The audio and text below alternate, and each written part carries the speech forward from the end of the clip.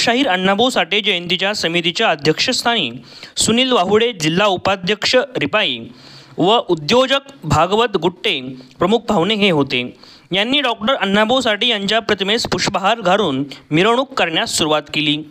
ही मिरवणूक मुख्य रोड ते खलसे मार्केट, कारेपूर, आंबेजोगाई रोडपर्यंत काढण्यात आली.